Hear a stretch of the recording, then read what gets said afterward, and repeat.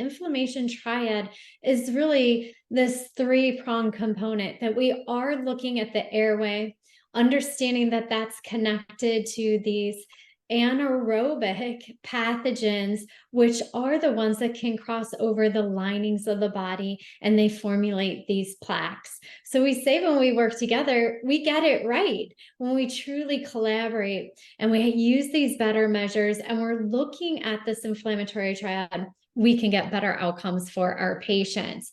So understand airway to pathogens to plaque. These are the 5 simple pathways for you to remember this process.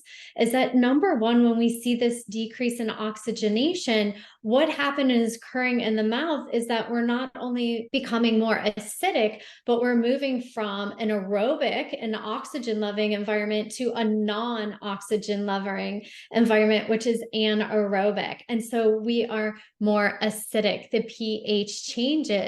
When that pH changes, we then grow pathogens, anaerobic pathogens, the ones that do not need that higher level of oxygenation.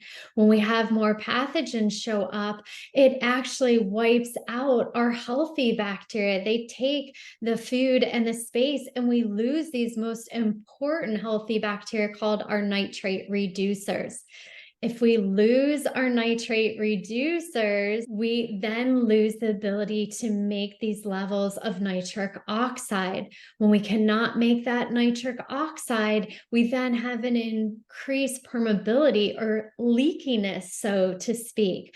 And this leads to inflammation. We have more inflammation. So I'd like you to be able to walk yourself through airway to pathogens to plaque. This is a very simplistic step, but it helps explain the process here that is occurring.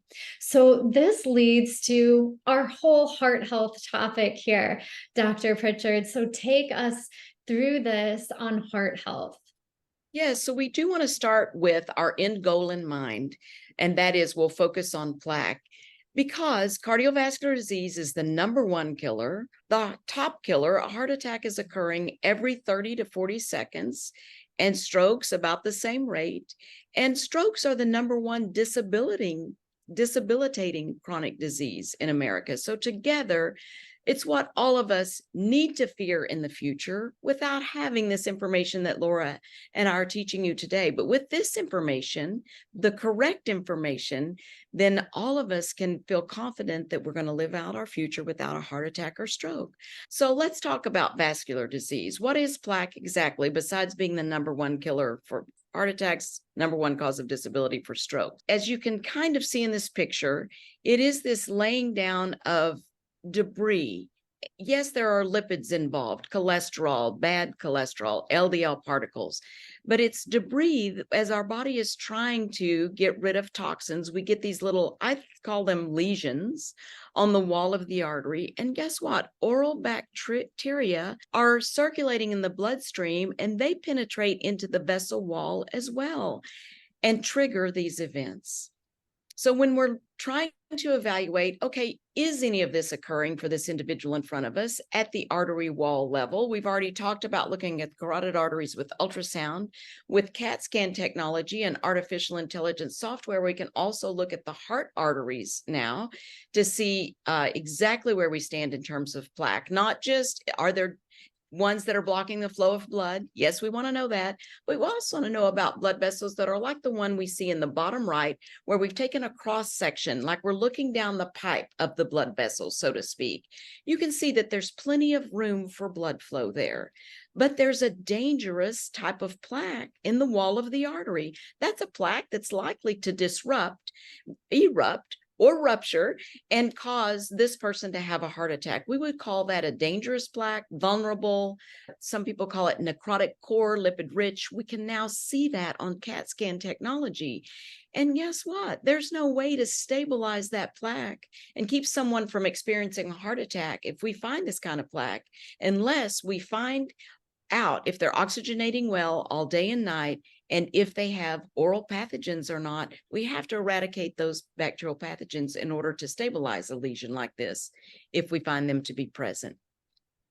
This is just an example on the left of the carotid ultrasound. You can see this small area of plaque. Remember me telling you I was sending patients home every day saying, don't worry about that small area of plaque. You've got plenty of blood flow.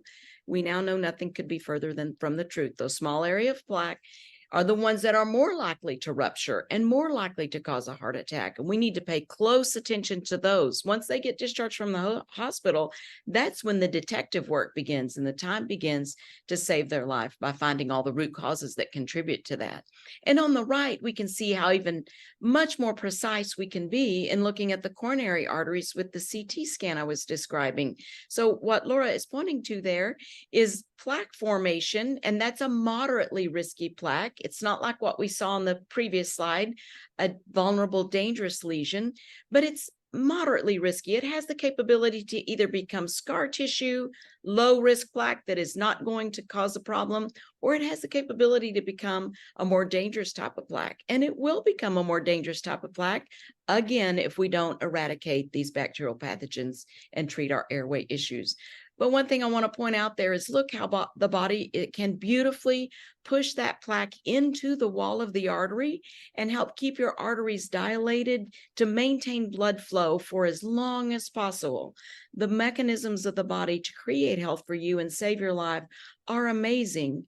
And it brings us back to what Laura has just described to us about nitric oxide. One of the key molecules is nitric oxide in order for our arteries to be elastic and to be able to dilate and to be able to keep this plaque in the wall of the artery and maintain blood flow. That's just one example of how this airway component, the oral pathogen component, contributes directly to plaque formation and our ability to resolve the plaque formation, if you will, to transform plaque or reverse cardiovascular disease. It's truly possible. We know that to be true, even though that's another myth. People say you can't really reverse cardiovascular disease. Okay, the plaque will always be there, but you can reverse the dangerous nature of it and transform it into scar tissue that will never cause a heart attack.